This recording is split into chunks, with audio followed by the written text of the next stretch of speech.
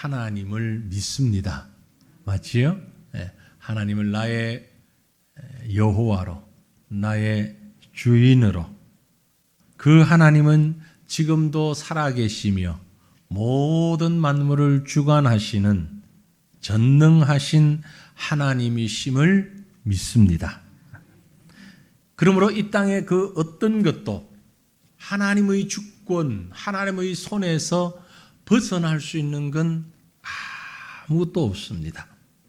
우리 눈에 보이는 잘된 일도, 심지어 우리 눈에 보이는 잘못된 일도 왜 이런 일이? 라고 생각되어지는 모든 것들도 하나님께서 인도하시는 줄 우리는 믿습니다. 네. 어떻게 그렇게 믿을 수 있느냐? 하나님의 말씀을 믿기 때문에, 그 말씀을 통해서 살아계신 하나님께서 우리와 함께 하신다는 사실을 믿기 때문에 그렇습니다. 우리가 하나님을 믿을 때에 두 가지 큰 경로가 있습니다. 하나는 말씀이에요. 말씀을 읽고 말씀을 통해서 하나님이 이런 분이구나. 그리고 그 하나님을 알게 되고 하나님을 믿을 수밖에 없습니다. 그래서 우리 신앙생활에 있어서 가장 기본은 말씀이에요. 성경이에요. 거듭 제가 기회가 될 때마다 말씀드립니다마는 성도의 신앙 성장은 성경을 읽지 않으면 불가능합니다. 성경 읽지 않으면 모든 신앙은 불가능해요. 10년, 20년, 30년, 50년 모태신앙 무슨 얘기를 해도, 몇 대 신앙 얘기를 해도 말씀 읽지 않으면 그 신앙은 결코 성장할 수 없습니다. 건강한 신앙 가질 수 없어요. 말씀, 우리 믿음의 첫 번째 요소입니다. 또 한 가지 믿음의 요소는 경험입니다. 경험. 이건 내가 경험한 것뿐만이 아니라 경험은 두 가지가 있죠. 내가 경험한 것과 다른 사람이 경험한 것이 있습니다. 직접 경험, 간접 경험. 간접 경험은 간증이라는 매체를 통해서 우리가 들을 수 있습니다. 직접 경험은 내가 살아온 삶의 역사 가운데서 있습니다. 하나님과 함께 동행하는 삶을 살다 보면 그때는 깨달을 수도 있고 못 깨달을 수도 있지만 그 순간만큼은, 그러나 지나고 나면 하나님이 인도하셨구나, 하나님이 그렇게 하셨구나, 하나님이 계시니까 그렇구나 알게 되는 것이죠. 믿어지는 것이죠. 그래서 우리의 믿음은 말씀과 경험, 이 둘을 통해서 점차 성숙해가고 강건해져 가는 것입니다. 우리 육신은 일정 기간 올라가서 건강해지면 쇠퇴하기 마련입니다. 의학적으로 25세 그런 얘기를 하죠. 남자 여자가 좀 다르다고 하고 개인에 따라 다르기도 하지만 보통 25세 중심. 그 이후부터는 이제 건강은 자꾸 내리막길이에요. 내리막.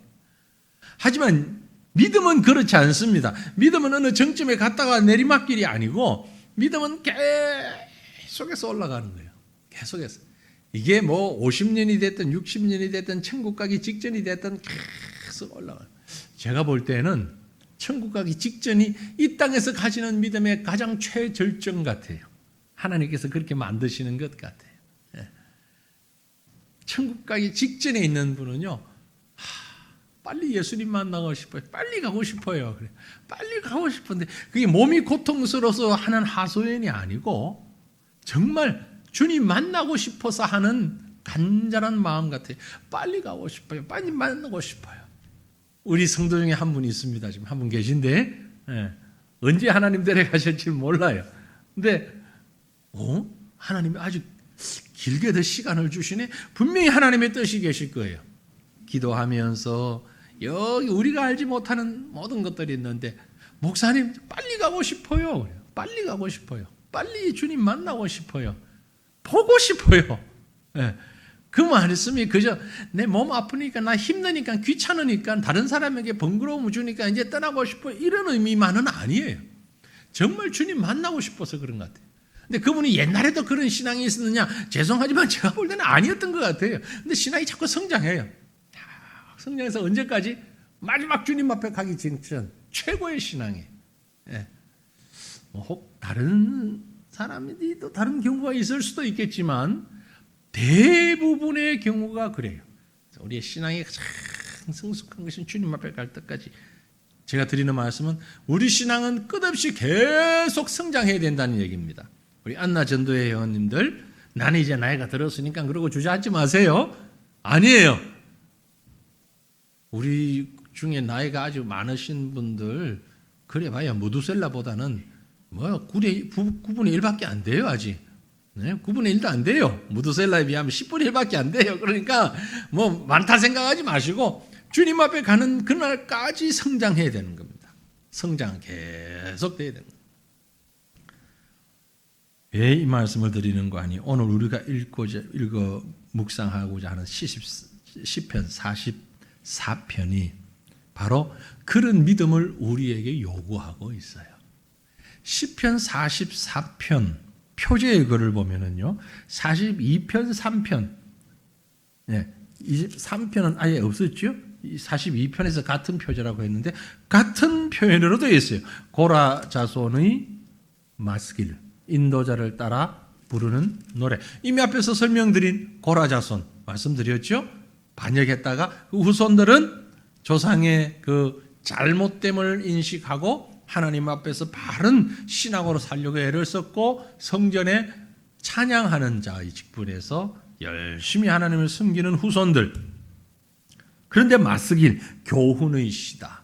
근데 인도자를 따라 부르는 모든 성도가 함께 공감하면서, 공감하지 않으면 그 찬양을 따라 같이 부르질 않지요. 공감하니까 부르는 거잖아요. 그죠? 우리가 부르는 찬송가, 또 예배 전에 불렀던 복음송, 어떤 건 오래된 곡도 있습니다. 그 오래된 곡이 오래되어도 참 마음에 공감이 되잖아요. 나의 등 뒤에서, 아주 제가 생각할 때는 몇 년 됐는지 모르겠어요. 그 복음송도 적어도 수십 년은 됐어요. 지금. 적어도 수십 년. 복음송 나오고 초기 얼마 안 돼서부터 나왔는데 아직까지 많은 사람들이 사랑하며 은혜 받으며 부르잖아요. 그만큼 공감을 많이 한다는 얘기죠. 내 주는 강한 성이요. 600년 넘었어요. 500년, 600년이 넘어가요. 그래도 우리는 그 찬송을 부르면서 또 기뻐하고 힘을 얻어요. 공감하니까 그런 거죠. 이 찬양도 시편 44편도 이스라엘 백성들이 다 공감하면서 인도자를 따라 함께 부르는 노래입니다.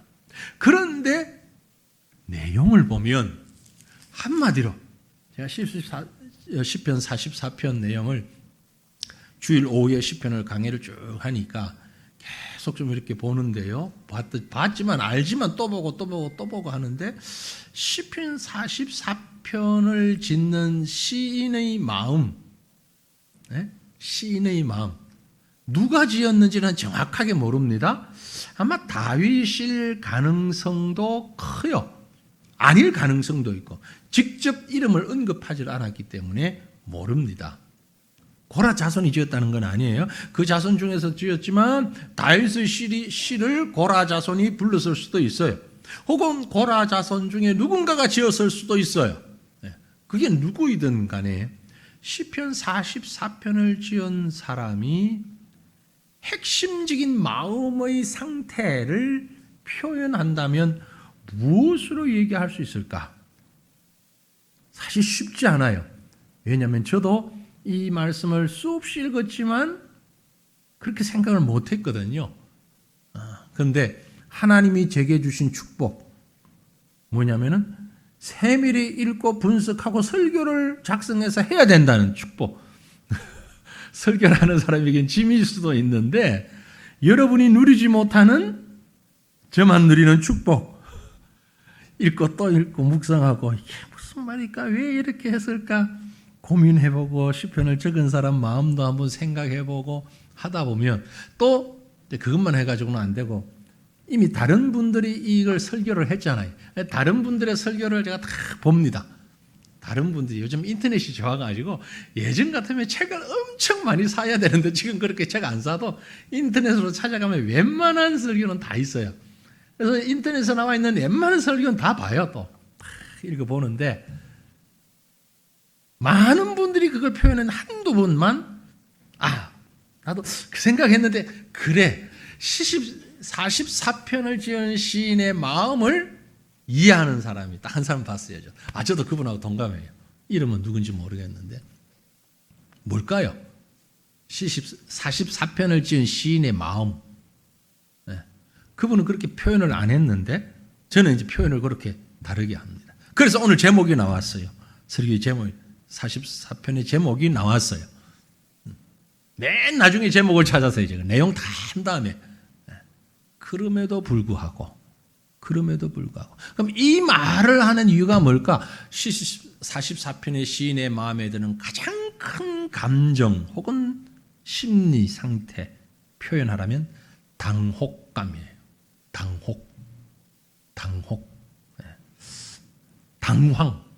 당황 아시죠? 갑작스럽게 당황.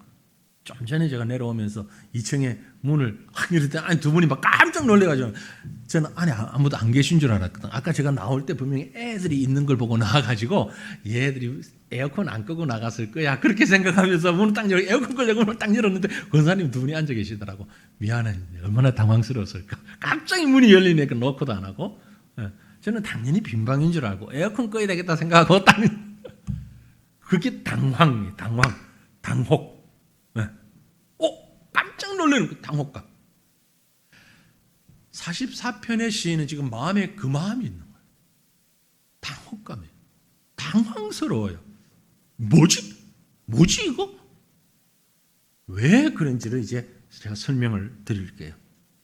아마 우리 삶 가운데도 그런 것들이 있습니다. 근데 이것이 처음 제가 말씀드린 믿음이라는 것과 연결시키게 되면 은혜가 돼요. 믿음 다음에 당황이 오면 은혜가 되는데 결론을 제가 지금 먼저 말씀을 드립니다. 믿음이 없이 당황만 되면 그 다음에 오는 건 절망이거나 놀람이거나 미움이거나 그걸로 끝이 나요. 그런데 오늘 이 시편 44편은요. 믿음으로 당황해요. 보세요. 1절부터 3절이 지나간 역사적인 사실들을 기록하고 있습니다.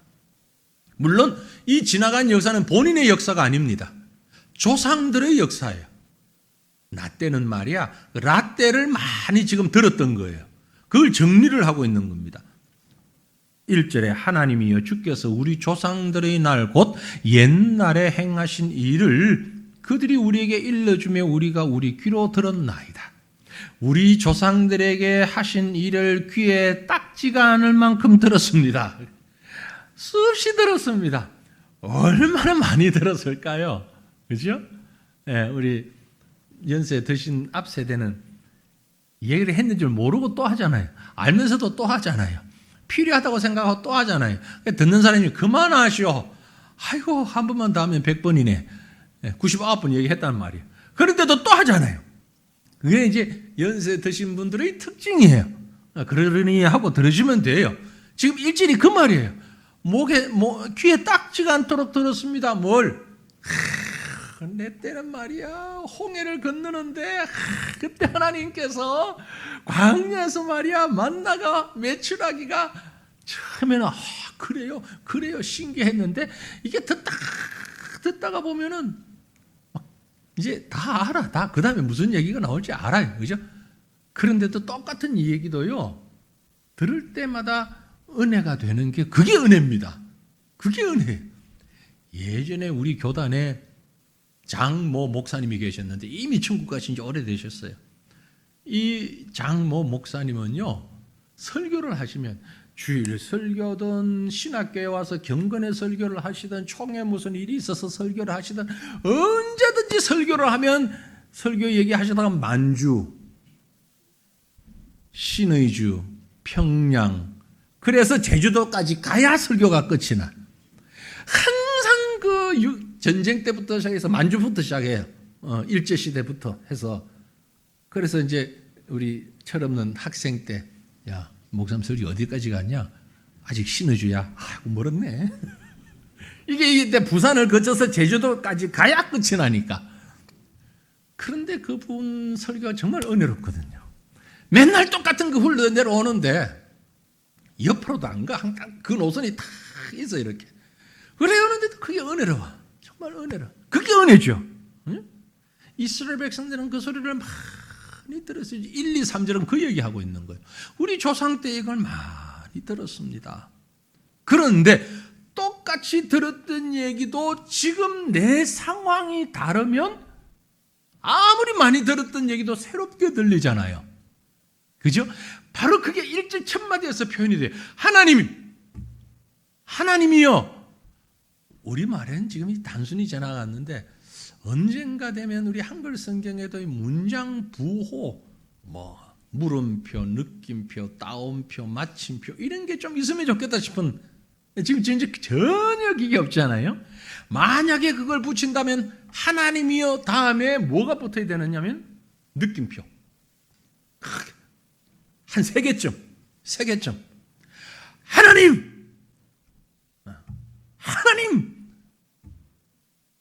이미 아는 얘기인데 왜 그렇게 해야 되는 거 아니까?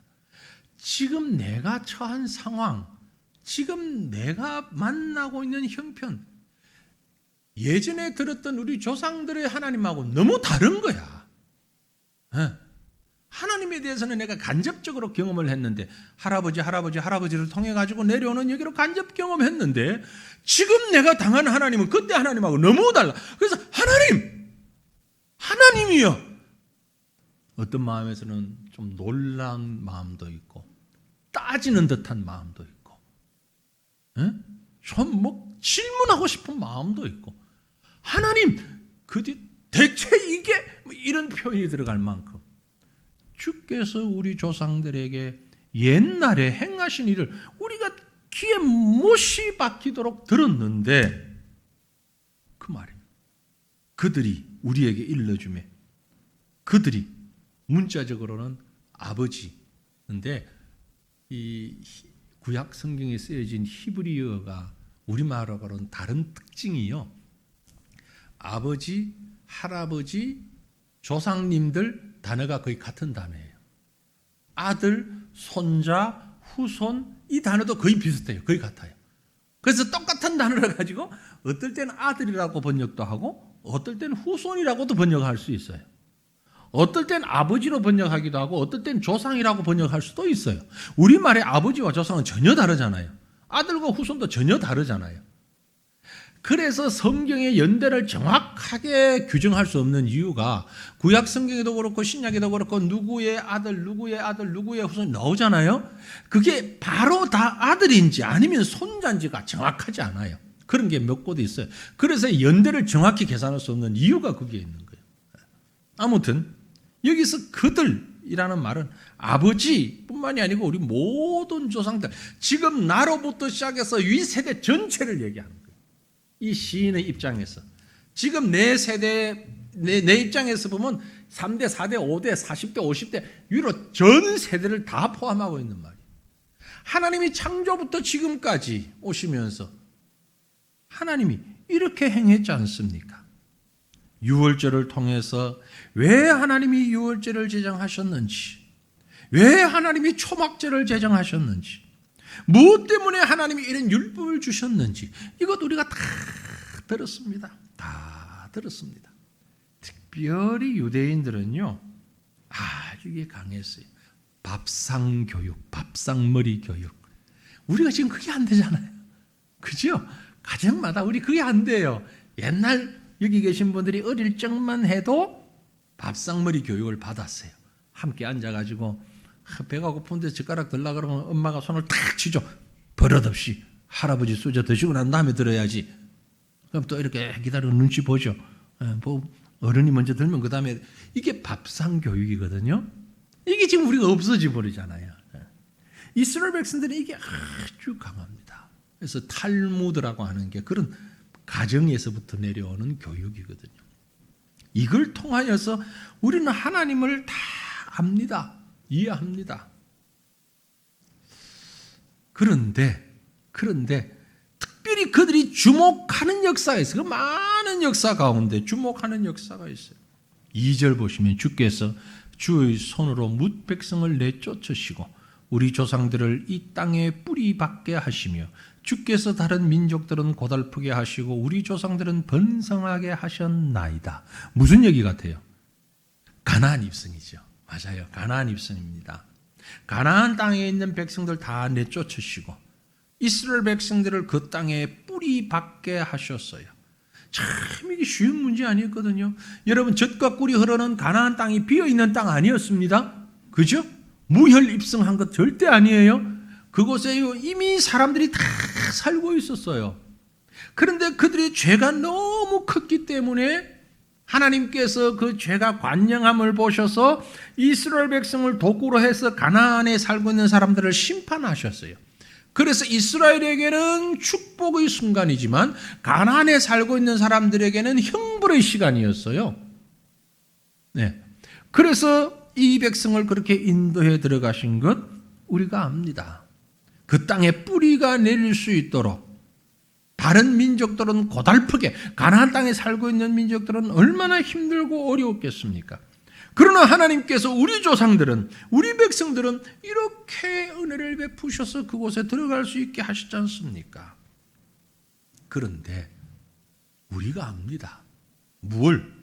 이어서 3절 말씀 보시면 그들이, 우리 조상들이 자기 칼로 땅을 얻어 차지함이 아니요 그들의 팔이 그들을 구원함도 아니라 오직 주의 오른손과 주의 팔과 주의 얼굴의 빛으로 하셨으니 주께서 그들을 기뻐하신 까닭이니이다. 여기 대조적인 게 자기 칼, 그들의 팔이라는 말과 주의 오른손, 주의 팔 대비가 되죠. 자기 힘으로 우리 조상들이 힘이 세어서 전쟁을 잘해서 뛰어나서 한 게 아닌 줄 우리가 분명히 압니다. 그 말은 하나님이 하신 줄 우리는 압니다. 쉽죠, 그렇죠? 그렇죠? 가나안의 여리고성 무너지는 거 보세요. 누가 생각이라도 했습니까? 아니, 어느 전쟁이 그런 전쟁이 있어요? 한 바퀴 돌고 그 다음 날 또 한 바퀴 돌고 그 다음 날 가서 또 한 바퀴 돌고 그 다음에 7일째 7바퀴 돌고 두드리면서 무너졌다 그렇게 확 무너져 버려요. 이런 전쟁이 어디 있나고요? 이건 하나님이 하셨다. 그래서 요즘도 땅 밟기 하는 그걸 막 주장하는 사람들이 있는데 그건 조금 지나친 과잉 해석이고, 물론 마음은 알겠는데 그리고 그 간절함도 알겠는데 그건 하나님도 충분히 이해하실 거예요. 충분히 하나님 받으실 거예요. 하지만 꼭 땅 밟기를 해야만 된다? 그건 아니에요. 땅 밟기를 해야, 내가 밟으면 되고 딴 사람이 밟으면 안 됩니까? 그리고 밟아야 되고 안 밟으면 안 되나요? 꼭 지금 겨울에 보리 농사 짓는 것도 아니고, 보리 농사 때는 땅을 밟아서 보리가 얼지 않게 하는 거지만 그것도 아닌데 꼭 땅을 밟아야 되는 건 아니거든요. 그런데 이제 의미는 이해를 해요. 열정도 알고. 그걸 그렇게 막 연결시킬 건 아니에요. 문제는 이 모든 것은 하나님이 하셨다. 여리고성이 무너지는 것, 더 확실하게 보여지는 건 그 다음에 아이성 무너지는 전투. 패했잖아요. 말도 아닌 전쟁을 패했잖아요. 그리고 그 다음에 또 이겼잖아요. 이런 모든 것이 우리가 할 수 있는 것이 아니고 사람이 하는 것이 아닌 줄 압니다. 자, 이 표현을 이미 모세 오경에서도 그 백성들에게 말씀하셨어요. 신명기 7장 7절 8절 말씀. 우리 같이 한번 읽어볼까요? 여호와께서 너희를 기뻐하시고 너희를 택하심은 너희가 다른 민족보다 수요가 많기 때문이 아니니라. 너희는 오히려 모든 민족 중에 가장 적으니라. 여호와께서 다만 너희를 사랑하심으로 말미암아 또는 너희의 조상들에게 하신 맹세를 지키려 하심으로 말미암아 자기의 권능의 손으로 너희를 인도하여 내시되 너희를 그 종되었던 집에서 애굽 왕 바로의 손에서 속량하셨나니. 아멘. 한마디로 얘기하면 너 잘나서 된 것 아니다. 그 말이잖아요. 그죠? 하나님이 너희를 특별히 택하시고 이렇게 역사 행하신 것 숫자 많아서? 아니야. 제일 적어. 다른 민족보다. 똑똑해서? 아니야. 너 잘났어? 이뻐서? 아니야. 내가 한 거야. 하나님이 한 거야. 그 얘기예요. 그 얘기. 이스라엘의 지난 역사를 통해서 이게 분명한 사실입니다. 엄청난 기적을 경험했는데 자기 능력으로 하지 않았습니다. 하나님이 하셨어요. 우리도 마찬가지입니다. 오늘 우리가 있습니다. 이 자리에 있습니다. 제가 있고 여러분이 있어요. 각자의 자리에 있어요. 누구 힘으로? 하나님의 손길로. 내가 잘나서 여기까지 건강하게 지금 살고 계신 줄 아십니까? 아니죠. 내가 아는 범위 안에서 알지 못하는 범위 안에서 수많은 생명의 위협이 왔다 갔다 했어요. 그죠? 우리는 몰라요. 아시는 분도 있습니다. 엄청난 교통사고가 났는데 구사일생으로 살아나신 분도 계실 거예요. 뭐 웬만큼 연세 되신 분들은 교통사고 경험 다 한 번쯤은 다 하셨을 거예요. 그죠? 저도 뭐 아주 그 총각 전도사 때 교회차 그때 마침 제가 운전하지 않고 사찰 집사님이 계셔가지고 사찰 집사님이 운전하시고 저는 바로 그 집사님 옆에 봉고차 타고 가는데 경사길을 올라가는데 저도 이 집사님도 아무 문제 없었어. 올라가는데 앞에 차가 하나 부딪히면서 횡 돌면서 경사를 타고 내려오는데 방법 없어. 보면서 오 이 말밖에 할 말이 없어. 오 하다가 꽝 부딪혔는데 하나님의 은혜인지 사랑인지 옆에 사찰 집사님은 다리도 다치고 엄청 다쳤어. 저는 찰과상 하나 없어. 바로 옆에 앉아 있는데 아이고 하나님이 보호하셨네. 뭐 이뻐서 보호한 건 아니고 저 대신 그 집사님이 다치신 친구 형님이었는데 친구 전도사 형이었는데 엄청 다치셨어요. 저는 멀쩡히 이런 위기가 한두 번 아니잖아요. 그죠? 뭐 이런 말로 하면 이 말만 해도 지금 설교할 시간 없어. 내가 모르는 사이에 순식간에 지나간 일들이 있어. 그 모든 과정에 하나님이 하셨습니다. 하나님 하셨습니다. 이 시인은 이 고백을 지금 하고 있는 하나님이 하셨습니다. 그랬던 하나님이 그 다음에는 4절부터 8절에 보면 오늘 주어진 현실을 보면서 믿음의 기대를 가진다 말이에요. 예전에 하나님이 이렇게 하셨으니까 오늘 내게 주어진 이 문제도 이렇게 해주실 줄 믿습니다. 믿음으로 고백하는 오늘의 현실을 보는 믿음의 기대가 있어요. 4절로 8절 말씀인데요. 특별히 4절, 5절 말씀 우리 한번 볼까요? 4절과 5절 말씀 같이 읽습니다. 하나님이여 주는 나의 왕이시니 야곱에게 구원을 베푸소서.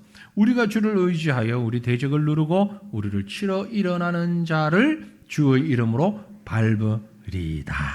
아멘. 여기 우리라고 했어요. 주님은 나의 왕이시니 야곱에게 구원을 베푸신 하나님, 우리가 주를 의지하오니. 그러니까 야곱과 나를 지금 우리라고 한 거예요. 모세와 나를 우리라고 한 거예요. 여호수아와 나를 우리라고 하고 있는 거예요. 그러니까 과거에 내 이전 세대에 하나님께서 택정하셔서 이뻐서 부르신 건 아니고 하나님의 뜻대로 부르셨지만 그 은혜 베푸신 분들과 나를 지금 하나의 인칭으로 놓고 있는 거예요. 나도 그 후손이고 나도 그 하나님 믿습니다. 그래서 우리라는 표현을 하고 있어요. 이것은 지난 우리 조상들에게 베풀어 주신 하나님의 은혜가 바로 나의 은혜고, 지난날 나에게 베풀어 주신 하나님의 은혜가 지금 나의 은혜입니다. 그런 의미예요. 단순히 과거의 하나님이 아니라, 책 속의 하나님이 아니라, 나 때 얘기하는 이야기 속의, 역사 속의 하나님만이 아니라 지금도 살아계시는 하나님, 그 하나님께서 나와 함께 하시기 때문에 6절에 나는 내 활을 의지하지 아니할 것이다. 내 칼이 나를 구원하지 못하리이다. 여호수아 때 그랬지 않습니까? 모세 때 그랬지 않습니까? 나도 같은 우리 같은 하나님의 백성이니까 나도 나를 의지하지 않겠습니다. 하나님이 하나님의 능력으로 하나님의 권능으로 할 수 있는 줄 믿습니다. 7절에 오직 주께서 우리를 우리 원수들에게서 구원하시고 우리를 미워하는 자로 수치를 당하게 하셨나이다. 얼마나 대단한 믿음입니까? 대단한 믿음이죠. 이게 사실 믿음입니다. 이게 선지자의 믿음이고 믿는 성도의 믿음이에요. 우리의 믿음이에요. 저와 여러분의 믿음이 이렇게 돼야 되는 거예요. 예레미야 선지자가 같은 믿음의 고백을 했지요. 예레미야 9장 23절 24절 같이 읽어봅니다. 여호와께서 이와 같이 말씀하시되 지혜로운 자는 그의 지혜를 자랑하지 말라. 용사는 그의 용명을 자랑하지 말라. 부자는 그의 부함을 자랑하지 말라. 자랑하는 자는 이것으로 자랑할지니 곧 명철하여 나를 아는 것과 나 여호와는 사랑과 정의와 공의를 땅에 행하는 자인 줄 깨닫는 것이니라. 나는 이 일을 기뻐하노라. 여호와의 말씀이니라. 아멘. 건강하십니까? 건강 자랑하지 마세요. 돈 많으세요? 돈 자랑하지 마세요. 아는 게 많다고요? 그 지식 자랑하지 마세요. 성경이 하시는 말씀이에요. 뭐 자랑할까요? 뭘 자랑하라고요? 하나님이 나를 사랑하신다는 것 자랑하세요.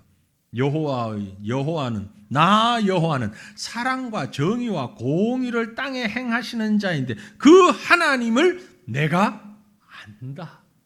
그리고 그 하나님이 나를 안다. 하나님이 나를 알고 내가 하나님을 안다. 여러분 이것 자랑해야 된다라는 얘기입니다. 이 시인도 지금 바로 그 믿음으로 고백하고 있습니다. 그래서 8절 말씀 보면 8절에 우리가 종일 하나님을 자랑하였나이다. 우리는 하나님의 이름을 영원히 감사하리이다. 사랑하는 새가천교회 성도들이여 종일 하나님 자랑하십시다. 하나님 자랑 좀 하자고요. 다른 거 자랑하지 말고 땅 사놨는데 그게 2배가 올랐다 그것 자랑하지 말고 주식 투자했더니 이게 대박 났다 그 자랑하지 마시고 하나님 자랑 좀 하자고요. 내가 믿는 하나님 우리 여호와 하나님 그 하나님이 나의 하나님이시고 그 하나님이 나와 함께 하신다는 사실 자랑할 수 있어야 합니다. 그런데 시간 관계상 제가 지금 상당히 빨리 진도를 내고 있어요. 그런데 9절 이후에 보면 고통스럽고 앞에 말씀드린 당혹스러운 현재의 모습이 그려집니다. 아니 우리 조상들에게 이렇게 하셨고 지금 나도 그 하나님 믿고 하나님이 이렇게 되어질 줄로 믿습니다. 그런데 정말 당혹스러운 일이 있습니다. 어떤 일? 9절 이후에 정리를 했습니다. 전쟁에서 패했어요. 10절로 12절에 보면 당연히 승리할 줄 알았는데 패했습니다. 노략질 당했고요. 죽임 당했고 포로로 잡혀갔습니다. 이스라엘 백성이 남북으로 갈라지더니 바벨론으로 아수르로 다 포로가 되어 가버렸잖아요. 그죠? 그것처럼 아니 하나님의 백성이 이겨야 되는데 하나님 백성이 승리해야 되는데 포로가 되어버렸어요. 13절로 16절에 보면 수치를 당하고 있어요. 부끄러움을 당하고 있어요. 이렇게 부끄러울 수가. 주께서 우리로 하여금 이웃에게 욕을 당하게 하시니 13절에 그렇게 표현했죠. 이웃에게 욕을 당하게 하시니 본문 9절의 말씀에서는 전체를 이렇게 표현합니다. 그러나 이제는 주께서 우리를 버려 욕을 당하게 하시고 우리 군대와 함께 나가지 아니하시나이다. 옛날에 하나님 그리고 내가 믿는 하나님 철떡같이 믿고 분명하게 믿는데 그리고 분명하게 이렇게 되었는데 그러나 이제는 이게 웬일입니까? 그렇게 신앙으로 사는데 조상들에게 그렇게 행하셨던 하나님 아니 자기 능력도 아니고 사랑하셔서 그렇게 하셨는데 지금 패배하고 수치를 당하고 부끄러워하고 이럴 때 우리가 할 수 있는 답은 쉬운 답이 있습니다. 죄 때문에 그렇지 뭐. 맞아요. 틀린 말은 아니에요. 하지만 욥을 보세요. 죄 때문에만 그렇게 당했습니까? 그건 아니죠. 그건 아니죠. 그러나 우리가 여기에서 꼭 필요한 말이 있습니다. 그럼에도 불구하고 오늘 우리 성도들의 현실을 보면 믿음 좋아요. 그리고 그 믿음으로 살고 있어요. 어떻게 하든지 말씀 붙잡고 살려고 애를 씁니다. 그런데 세상 사람들이 볼 때도 부끄러울 만큼 어려운 일을 당하고 있어요. 너무 힘들어요. 사업이 안 돼요. 직장에서도 인정 못 받아요. 믿음으로만 사는데도. 자녀들도 잘 안 돼요. 육체도 병이 들었어요. 불치병이래요. 너무너무 힘들어요. 어떡합니까? 그러나 우리의 현실은 이렇습니다. 하지만 그럼에도 불구하고 믿음의 사람들은 한 가지 놓치지 말아야 되는 게 있습니다. 하나님이 나의 하나님이라는 사실. 나의 하나님. 아브라함의 하나님, 모세의 하나님, 여호수아의 하나님, 엘리야의 하나님, 바울의 하나님, 나의 하나님. 동일하신 하나님. 17절 18절 보시면 그럼에도 불구하고 이 모든 일이 우리에게 임하였으나 우리가 주를 잊지 아니하며 주의 언약을 어기지 아니하였나이다. 우리의 마음은 위축되지 아니하고 우리 그럼도 주의 길을 떠나지 아니하였으나 언약대로 살았습니다. 하나님이 없는 것처럼 살지 않았습니다. 하나님 앞에서 부끄럽지 않게 살았습니다. 하나님 앞에서 정도를 벗어나지 않았습니다. 그럼에도 불구하고 하나님은 우리를 19절에 주께서 우리를 성량의 처소에 밀어넣으시고 우리를 사망의 그늘로 덮으셨어요. 이해할 수가 없어요. 하나님 왜 이러십니까 도대체? 답답한 마음으로 20절 21절에 우리가 우리 하나님의 이름을 잊어버렸거나 우리 손을 이방신에게 향하여 폈더라면 하나님이 이를 알아내지 아니하셨으리까? 무릇 주는 마음의 비밀을 아시나이다. 하나님 내 속을 뒤집어 보여드릴까요? 어떻게 내 속을 보여드려야 시원하시겠어요? 나 정말 하나님 떠나지 않았어요. 너 정말 바른 믿음으로 살려고 애썼어요. 그리고 지금도 기도하며 믿음으로 버티고 있어요. 내 속을 한번 벌려서 보여주면 좋겠네. 정말 너무 답답해요. 그런데 현실은 나아질 기미가 전혀 없어. 그 말이에요. 정말 믿음으로 기도하면서 이렇게 사는데 창세기부터 계시록까지 기록된 하나님 말씀 100% 믿고요. 그걸 그대로 받고요. 나도 동일하신 하나님의 백성인 걸 믿고 하나님이 나를 무너뜨리지 아니하실 줄 내가 분명히 아는데 그런데 하나님은 나를 성량의 처소에 밀어넣으시고 사망의 그늘에 가두시더니 하나님을 마치 잊어버리고 사는 사람처럼 그렇게 대접하고 있지 않습니까? 그렇게 보이도록 하고 있지 않습니까? 의문이 들 만큼 답답한 거예요. 의문 가득한 믿음의 고백이 그래서 22절에 나옵니다. 우리가 종일 주를 위하여 죽임을 당하게 되며 토살할 양같이 여김을 받았나이다. 다른 말로 내 죽겠습니다. 이러다가 죽겠습니다. 이러다가 나 죽겠습니다. 내가요 하나님도 알고 욥도 알고 다 알아요. 욥이 어떤 믿음으로 버텼는지도 알겠습니다. 그런데 내가 막상 당하고 보니까 견딜 수가 없어. 어떻게 해야 됩니까? 어떻게 해야 됩니까? 그럼에도 불구하고 시인을 통하여서 오늘 우리에게 주시는 말씀이 결론이 마지막 두 절입니다. 23절, 4절, 5절, 6절 넉 절이네요. 23절부터 6절까지 우리 함께 읽습니다. 주여 깨소서 어찌하여 주무시나이까? 일어나시고 우리를 영원히 버리지 마소서. 어찌하여 주의 얼굴을 가리시고 우리의 고난과 압제를 잊으시나이까? 우리 영혼은 진토 속에 파묻히고 우리 몸은 땅에 붙었나이다. 일어나 우리를 도우소서. 주의 인자하심으로 말미암아 우리를 구원하소서. 아멘. 확실히 믿습니다. 주님의 구원을. 지금 현실은 도저히 믿을 수 없는 현실 속에 빠져 있어요. 이유가 뭔지는 44편을 쓰는 시편 기자의 이유가 뭔지는 모르겠어요. 어떤 상황인지는 정확히 몰라요. 하지만 말로 표현할 수 없을 만큼 지금 흑암 가운데, 고통 가운데 있어요. 믿음이 없는 것도 아니에요. 믿음이 있어요. 말씀도 알아요. 그런데 너무너무 힘들어. 그럼에도 불구하고 이 믿음 놓지 않고 있습니다. 주여 깨소서. 어찌하여 주무시나이까. 하나님이 나를 버리지 않고 계신다는 걸 믿습니다. 어찌하여 주의 얼굴을 가리시고, 사실 주님이 주무시는 것도 아니고 얼굴을 가리고 계시는 것도 아니지요. 하지만 하나님의 뜻이 어디에 분명히 있는 줄 믿습니다.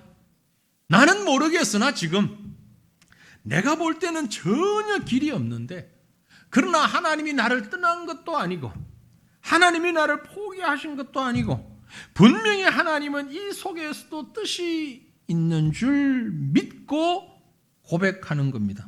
주님, 그럼에도 불구하고 나는 하나님을 믿습니다. 이 믿음을 가졌으면 좋겠어요. 저와 여러분이 실패하여서 어느 누구도 그들도 보지 않는 상황이 되었다 할지라도 우리가 가져야 하는 믿음은 바로 이 믿음입니다. 그럼에도 불구하고 주님은 나와 함께 계십니다. 답이 없어요. 보이질 않아요. 희망이 없는 것처럼 보여요. 그럼에도 불구하고 하나님은 나의 하나님이십니다. 어제의 하나님, 오늘의 하나님, 내일의 하나님, 동일하신 하나님입니다. 시편 44편을 쭉 읽으면서 이건 하나님의 은혜인데 은혜 가운데서도 은혜다. 은혜 가운데서도 은혜. 특별한 은혜다. 그래서 마지막 결론의 말씀을 로마서 말씀으로 매듭을 지으려고 합니다. 로마서 8장 35절에서 39절 같이 읽습니다. 누가 우리를 그리스도의 사랑에서 끊으리요? 환난이나 곤고나 박해나 기근이나 적신이나 위험이나 칼이랴. 기록된 바 우리가 종일 주를 위하여 죽임을 당하게 되며 도살당할 양같이 여김을 받았나이다 함과 같으니라. 그러나 이 모든 일에 우리를 사랑하시는 이로 말미암아 우리가 넉넉히 이기느니라. 내가 확신하노니 사망이나 생명이나 천사들이나 권세자들이나 현재일이나 장래일이나 능력이나 높음이나 깊음이나 다른 어떤 피조물이라도 우리를 우리 주 그리스도 예수 안에 있는 하나님의 사랑에서 끊을 수 없느니라. 아멘. 오늘 주어진 형편 가운데 그럼에도 불구하고를 고백하면서 끝까지 믿음으로 붙잡고 승리하는 저와 여러분, 우리의 믿음 되시기를 주님 이름으로 축원합니다. 기도하십시다. 한 마음으로 우리가